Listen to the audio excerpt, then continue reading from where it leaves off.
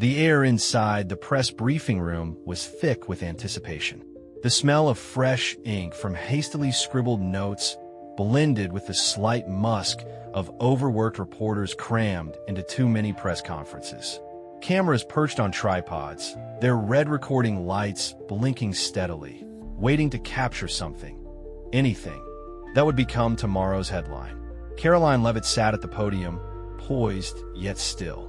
Her fingers rested lightly on the desk in front of her, her expression unreadable. Her eyes, however, were razor-sharp, taking in every journalist in the room. She wasn't naive, she knew the game being played. Every question, every headline, every edited soundbite was a move on the chessboard of public perception. And tonight, she was about to be tested. Mark Grayson, a seasoned political journalist with a reputation for carving up conservative figures with precision, leaned forward in his seat. A smirk tugged at the corner of his lips. He was the kind of journalist who thrived on moments like these, where he could back his subject into a rhetorical corner, let the silence do the damage, and then watch them scramble. This was his arena. And Caroline? She was just another politician trying to survive the gauntlet. The moderator's voice barely registered over the low hum of murmurs. Next question. Mark Grayson, New Republic Weekly. Grayson straightened his tie, cleared his throat. He didn't hesitate. Caroline, as a political figure, do you really think clinging to outdated religious beliefs makes you credible in today's world? The room stilled. For a split second, just long enough for trained eyes to catch it, a flicker of something crossed Caroline's face. But it wasn't uncertainty. It wasn't discomfort. It was something else entirely, calculation. Grayson had played his opening move, and it was a strong one. The journalists in the room were divided. Some smirked, barely concealing their amusement. Others tapped furiously on their keyboards, already drafting their articles in real time. The energy shifted. This wasn't just a press conference anymore. This was a moment. The kind that spreads. The kind that trends. A female reporter near the back stifled a chuckle. A younger journalist leaned forward, waiting, eager to see if Caroline would stumble. But she didn't. She exhaled slowly, her fingers curling slightly against the desk. Her posture never faltered, her shoulders never hunched. If Grayson had expected her to flinch, he was about to be sorely disappointed. A slight smile, barely there, crossed her lips. It wasn't the kind of smile given in politeness. It was the kind given in recognition. The way a seasoned fighter acknowledges a worthy opponent before the first punch is thrown. "You ask that," she said finally, her voice calm, unwavering, as if faith is an obstacle, as if it weakens someone's ability to lead. A murmur rippled through the room. Grayson, undeterred, leaned back in his chair, his arms folding casually across his chest. "It certainly raises questions, doesn't it?" His voice dripped with mock curiosity, the trap widening. "After all, we live in a world that values progress, facts, and reason. Faith? It's more of a relic, isn't it?" Caroline didn't blink, and that was what unsettled Grayson the most. He had played this game before. He had seen seasoned politicians waver, falter, sweat when hit with a question designed to make them choose, appease the media, or defend themselves and risk alienation. Caroline, however, wasn't scrambling for footing. She was waiting. And then she did something unexpected. She leaned forward, not in desperation, not in defense, but in control.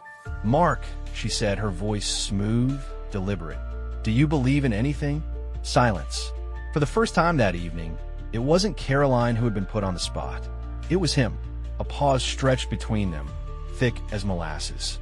The silence became oppressive, suffocating, like a slow-moving current pulling the room into an abyss. The energy had shifted once again, and this time, it wasn't in Grayson's favor. His smirk faltered, just slightly, but enough for those watching closely to notice. He opened his mouth, then hesitated. Caroline didn't let him regain control. "Because, Mark," she continued, her voice steady, "when you mock faith, you aren't mocking me. You're mocking millions of people who wake up every day and find strength in something greater than themselves. You're mocking the foundation that has given people resilience, hope, and purpose for thousands of years. Someone in the back coughed. Grayson shifted in his seat. Caroline wasn't speaking just to him anymore. She was speaking to the entire room. And here's the thing about faith, she continued. It doesn't need your permission to exist. It doesn't need approval from a media, from academics, from political figures, or from you. A quiet tension, invisible but thick, settled over the press corps. Faith, she said, her voice barely above a whisper now, isn't a weakness. She let the words sink in. It's a weapon. The room felt different now. Grayson sat stiffly, suddenly too aware of the cameras, the way they were capturing every shift in his expression. This wasn't how this moment was supposed to go. He had been the one holding the match, waiting for the flames to consume her. Instead, he had found himself in the fire. Caroline finally leaned back, her hands resting lightly on the desk once more. For the first time since the press conference had started, she truly smiled. It wasn't a smirk. It wasn't a forced, rehearsed expression. It was something else, something dangerous. The kind of smile that says, I see you, and I'm not afraid of you. The cameras kept rolling. Journalists glanced at one another, some visibly unsettled, others enthralled. The tension in the room wasn't gone. It had just shifted, and everyone knew this wasn't the end of the conversation. It was just the beginning. The clip spread faster than wildfire. Within minutes of the press conference ending, social media platforms were ablaze. Twitter, Facebook, YouTube, and Instagram became battlegrounds of opinion. Some heralded Caroline as a fearless voice against media hypocrisy. Others called her dangerous, an extremist cloaking herself in faith to dodge accountability. Every major news outlet scrambled to spin the moment in their favor. Was this a masterclass in composure, or the rise of something more sinister? One thing was certain, everyone was talking about it. In his office, Mark Grayson scrolled through the reactions, his smirk slowly fading. He had underestimated her. Badly. The plan had been simple. Hit her with a question that framed her faith as outdated, force her onto the defensive, and let the sound bites do the rest. He had expected hesitation, discomfort, damage control. Instead, she had turned the moment into an offensive maneuver. She had flipped the script. And worse, she had made him the story. Do you believe in anything, Mark? The words played over and over in his head, clawing at something buried deep beneath his perfectly curated persona. He had always been the one in control. The interviewer, not the subject. The questioner, not the questioned. But in that moment, something had cracked. His hands tightened around his coffee cup as his assistant knocked on the door. Mark, you need to see this. She slid a tablet across his desk, the screen playing a late-night news segment. The anchor's voice was filled with barely concealed amusement. Conservative spokesperson Caroline Leavitt completely dismantled veteran journalist Mark Grayson today when he attempted to challenge her faith. In what can only be described as one of the most masterful turnarounds in press conference history, she redirected the question back at him, leaving him visibly unsettled. Viewers across the country are now asking the same thing. What does Mark Grayson actually believe in? Mark exhaled sharply, forcing a dry chuckle. They think they've won. His assistant shifted uncomfortably. They did win. That moment, Caroline controlled it, and the internet is eating it up. Mark tapped his fingers against his desk, his mind already working. No, this is just the first round. If she wants to make faith her shield, let's see how well she holds it when the pressure really starts. Understood.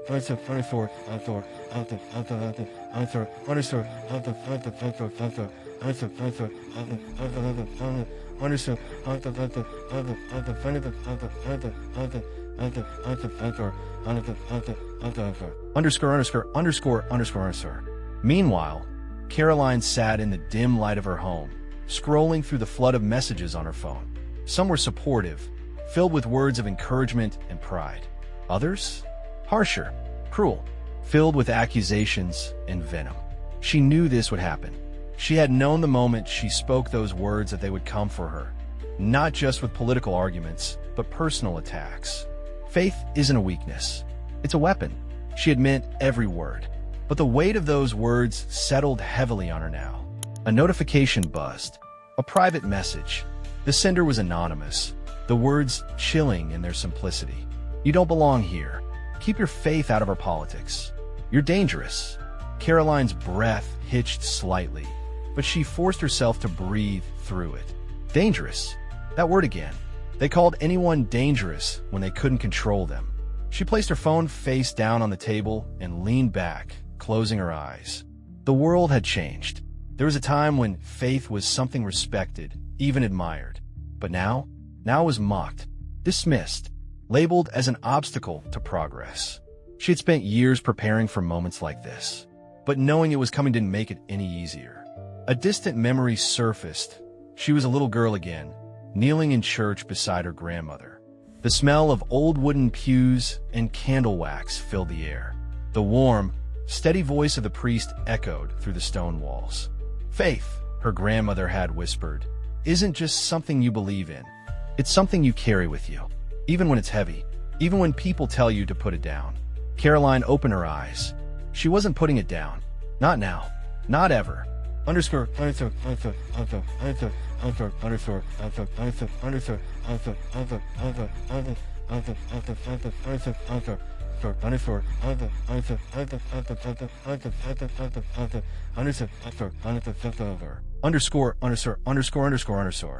The next morning, the media storm intensified.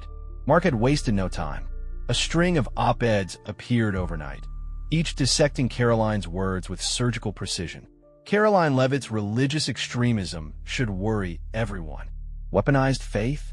The chilling implications of Leavitt's press conference performance. Faith in politics. The dangerous rise of religious fundamentalism in the conservative movement. On the morning talk shows, political analysts debated the meaning behind her words. "It's clear she was using coded language," one expert claimed. When she said, "Faith is a weapon," that wasn't just a defense of belief, it was a call to arms. She's positioning herself as part of the larger culture war, using religion as a tool for power. Another nodded in agreement. This isn't just about politics. It's about control. If we let faith dictate leadership, we're opening the door to something far more dangerous than just a difference in ideology. The headlines weren't just shaping a narrative. They were creating a crisis. Caroline watched it all unfold, stone-faced, fingers gripping her coffee mug tightly. The strategy was clear. Make her the threat. Make faith the enemy. But she wasn't backing down. As she set down her mug, her phone vibrated. A new message. This one wasn't from an anonymous troll. It was from someone unexpected. Mark Grayson. It was short. "Let's have a real conversation. You up for it?" Caroline's jaw tightened. He wasn't done yet, and neither was she. The stage was set. Spotlights bathed the news studio in a cold, artificial glow. Rows of cameras lined the perimeter, their glass lenses staring like unblinking eyes, waiting to capture every reaction, every stumble, every word that could be dissected and turned into a viral moment. This wasn't just another televised debate. This was an event. Caroline Leavitt sat upright in the sleek black chair, her expression composed, her posture relaxed. But anyone who truly knew her could see the steel beneath the surface. Across from her, Mark Grayson adjusted his microphone, the corner of his mouth twitching into something that wasn't quite a smile. He had called for this, and she had accepted. Now they were face to face, no podiums to shield them, no press conference dynamics to manipulate, just two people sitting across from one another in an arena disguised as a newsroom. The moderator, a veteran journalist with salt and pepper hair and a reputation for keeping debates under control, cleared his throat. "We're here tonight for a conversation," he began, his voice smooth, practiced, a discussion about faith, politics, and the role belief plays in public life. "Mark, you invited Caroline here after your now viral exchange at the press conference." "What?" Mark adjusted his tie, offering a carefully measured chuckle. "Well, let's be honest. Caroline made quite a statement. She didn't just defend her faith. She turned it into a weapon." He leaned forward slightly, his eyes locked onto hers. "And I think the American people deserve to know what that really means." The words hung in the air, heavy, deliberate. Caroline didn't flinch. She waited. She let the silence stretch. Then, she did what she did best. She smiled. "Mark," she said, her voice smooth as glass. "You talk about faith as if it's something dangerous. something unpredictable. But let me ask you this. Do you actually know what faith is? Or do you just know how to attack it? Mark's smirk faltered for half a second, just enough for the cameras to catch. The moderator interjected, shifting uncomfortably. Caroline, let's address the real concern. When you said, faith isn't a weakness, it's a weapon, many took that as a sign that you're advocating for a political movement rooted in religion rather than governance. Is that an accurate interpretation? Caroline's eyes never left Mark's. It's an interesting interpretation, she said slowly.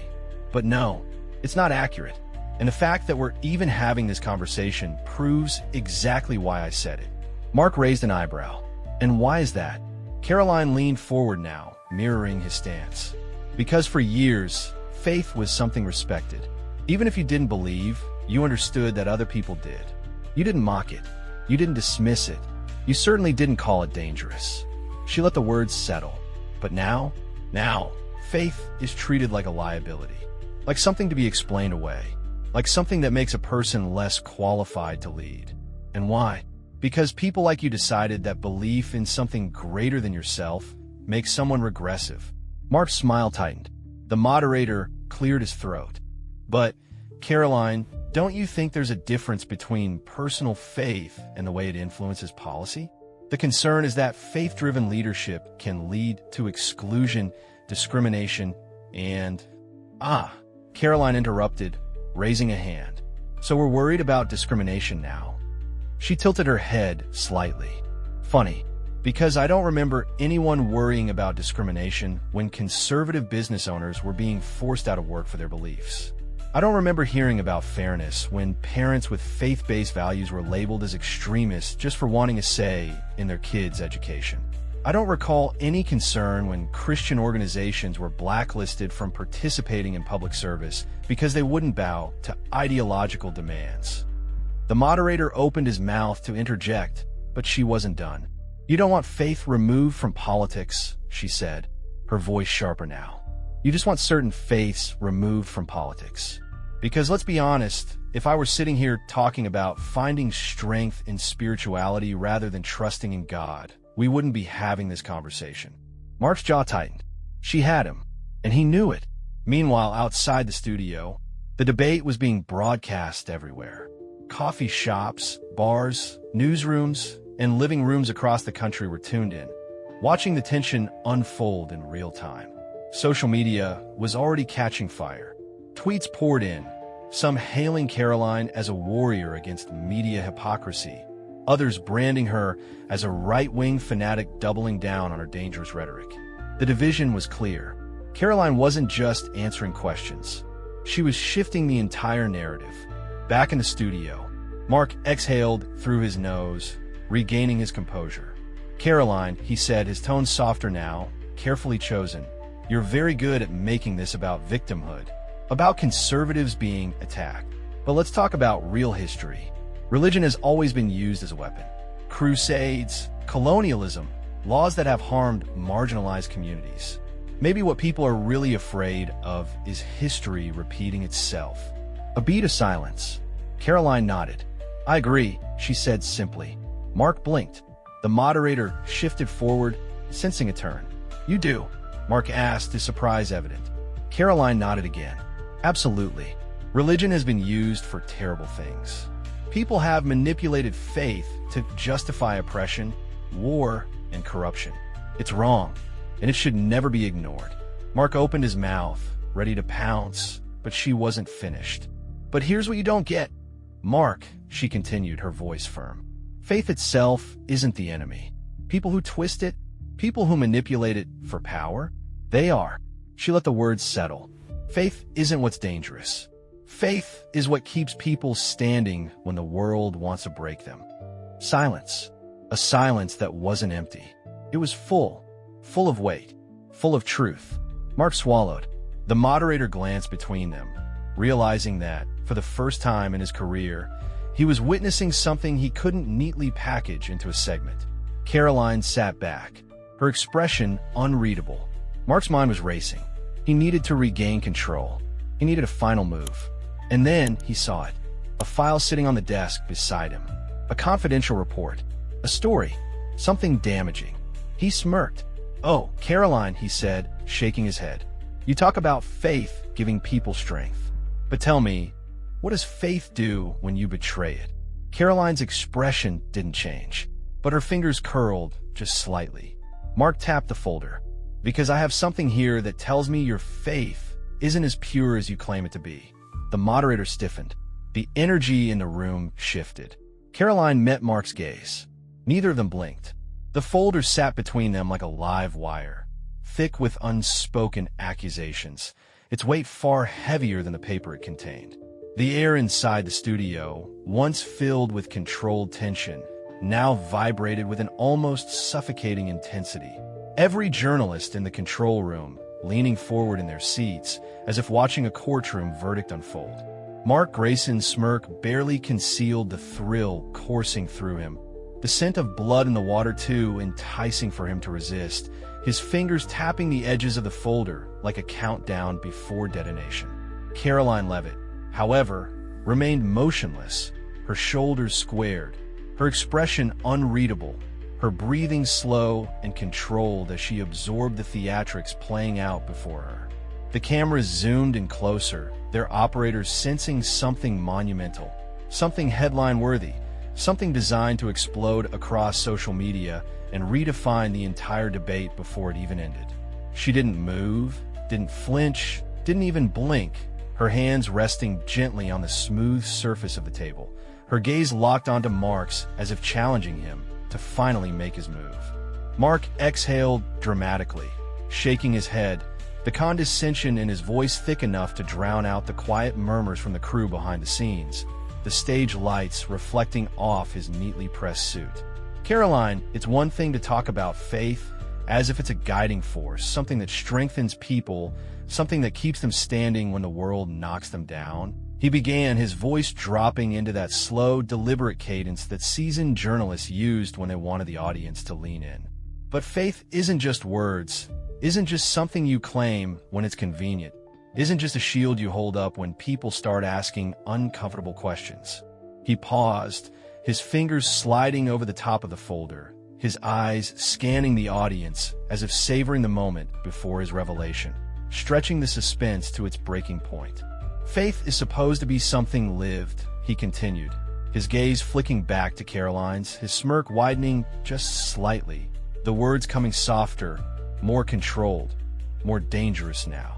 "So tell me, how does someone who preaches about unwavering belief justify something like this?" His fingers flipped open the folder, the rustling of paper amplified by the dead silence that had settled over the room, the weight of the moment pressing down on every single person watching. A crisp, printed page emerged, a headline in bold black letters staring up from the document, like an accusation carved in stone. The cameras zoomed in, capturing the words before Caroline could even reach for the paper, before she could even read the details, before the audience could even process what had just been placed on the table between them. Scandal in political circles.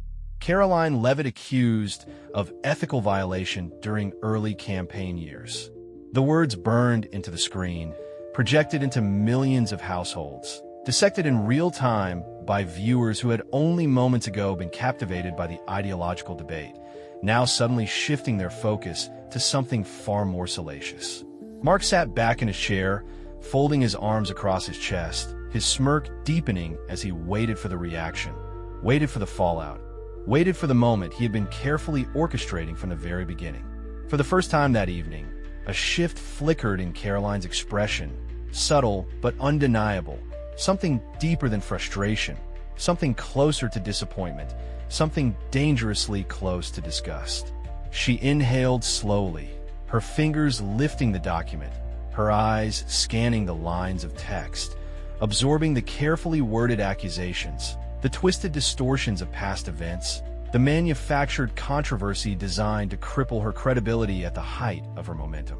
Mark leaned forward, lowering his voice just slightly, his tone carrying the weight of someone who believed they had just won, someone who thought they had maneuvered their opponent into an inescapable corner. "You talk about faith giving people strength, about belief shaping character, about moral conviction guiding leadership. he said, his words slow, precise, laced with carefully measured condescension. But how does faith reconcile with this? How does someone who claims to stand for honesty, for integrity, for values, justify being at the center of an ethics investigation? Caroline let the paper rest between her fingers, her eyes flickering over the accusations one last time before exhaling through her nose, placing it back onto the table with quiet finality. She looked up, not at Mark, but at the cameras, at the millions of people watching, at the journalists waiting for her reaction, at the individuals dissecting every word, every movement, every breath. The pause stretched long enough to feel like an eternity. And then, finally, she spoke. "This," she said, her voice calm, deliberate, utterly devoid of panic or outrage, "is exactly why I said what I said at that press conference."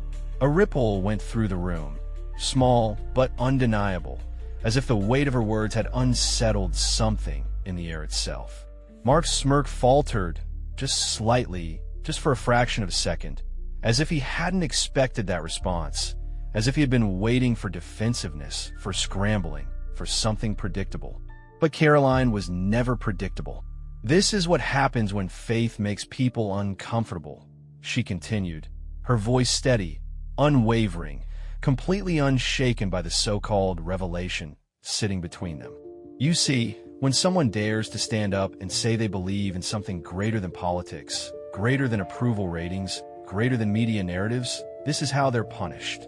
She tapped the document with her fingers, the soft sound cutting through the silence like a razor. "They dig through their past, searching for something, anything that can be twisted, reinterpreted, weaponized, turned into a controversy." Her eyes flicked back to Mark's, sharper now, colder, filled with something beyond frustration, something closer to pity. And the best part? It doesn't even have to be true. Mark's fingers twitched. She saw it. She knew she had touched a nerve. "The truth," Caroline said, tilting her head just slightly. "This so-called scandal is nothing more than a desperate attempt to control the narrative. A manufactured controversy built on half-truths and insinuations, something designed not to uncover wrongdoing, but to silence conviction." She leaned forward now, mirroring Mark's earlier posture, her expression hardening into something dangerously close to defiance. "Faith doesn't make people weak," she said, her voice soft but razor-sharp. "It makes them resilient. And that, Mark, is what terrifies people like you the most." The silence that followed wasn't just empty, it was suffocating. Mark opened his mouth, closed it again, swallowed, shifted in his chair, his body language betraying the first signs of something he had spent years keeping carefully concealed. Uncertainty. Caroline sat back, folded her hands neatly in her lap, and finally smiled. And just like that, the power had shifted once again. The fallout from the debate was immediate, a digital wildfire consuming every platform, every news cycle, every whispered conversation in the corridors of power. The internet was split in two, lines drawn so sharply that even those who typically avoided political debates found themselves pulled into the fray, watching, analyzing, choosing sides. Some hailed Caroline's response as a masterclass in resilience, a refusal to cower, a declaration that faith was no longer something to be politely ignored, but something that would stand its ground. Others, however, painted a different picture, one crafted with meticulous precision, a narrative of a woman deflecting, refusing accountability, hiding behind belief as a shield against legitimate scrutiny. And in the middle of it all, Mark Grayson sat in his office, watching the world react, watching his control over the conversation slip. His plan had been flawless. The revelation had been timed perfectly. The scandal should have consumed her, should have forced her into a desperate scramble to explain herself, to issue a statement, to go on the defensive. But instead, she had flipped it. She had turned the attack into proof of her own argument. She had transformed victimhood into strength. She had taken a narrative he had so carefully crafted and set it on fire. Mark clenched his jaw, scrolling through social media, watching the polls shift, the discussions evolve, the battle rage on without him in control. And then, just as he was about to close his laptop, a message appeared in his inbox. Anonymous. The subject line was simple. You missed something. His fingers hovered over the trackpad, his pulse steady, but his mind racing. He clicked. Inside was a single line of text. You went after her past, but her future is what should concern you. And beneath it, an attachment, a single document, a piece of information that could turn everything upside down.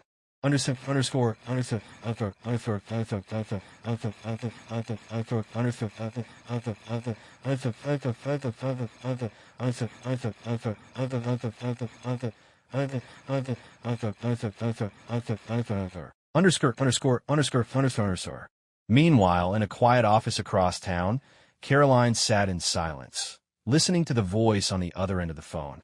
It wasn't a journalist. It wasn't an opponent. It was someone from her own side, someone who had seen what was coming before she had. You handled yourself well, the voice said, calm, measured, but carrying an unmistakable weight. But don't fool yourself into thinking this is over. Caroline inhaled slowly, fingers gripping the edge of her desk, her mind already calculating, already anticipating. It never is, she said simply. There was a pause, a hesitation. Then, there's something you don't know, something bigger than what they've already thrown at you.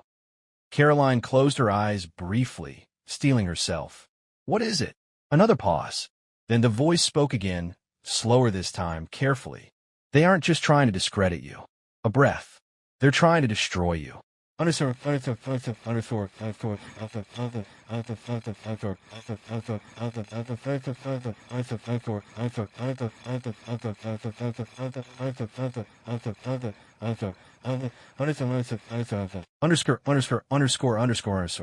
Back in the newsroom, Mark Grayson stared at the document in front of him, his expression unreadable. He had expected dirt, expected something small, something to keep the pressure on, something to ensure Caroline never fully regained control of the conversation. But this was bigger, much bigger. His pulse thrummed beneath his skin as he read, line by line, piecing together a puzzle he hadn't even known existed, realizing for the first time that he had been playing a game with pieces missing. The document didn't just hint at controversy. It hinted at a setup, a deliberate, calculated effort to ensure that no matter how well Caroline played the game, no matter how strong she stood, no matter how perfectly she countered every attack, she would still lose. Not because of her past, but because of something that hadn't happened yet, something that was about to. Mark swallowed, suddenly aware of how quiet the newsroom had become around him, as if the entire world had dimmed, waiting, watching, anticipating. He reached for his phone. He hesitated. Then, finally, he did something he had never expected to do. He called Caroline Leavitt.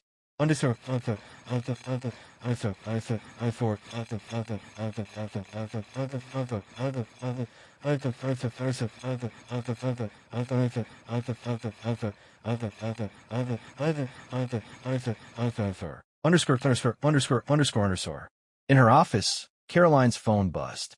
She glanced at the screen. She saw the name. She knew. This wasn't over. This wasn't even close to over. She answered.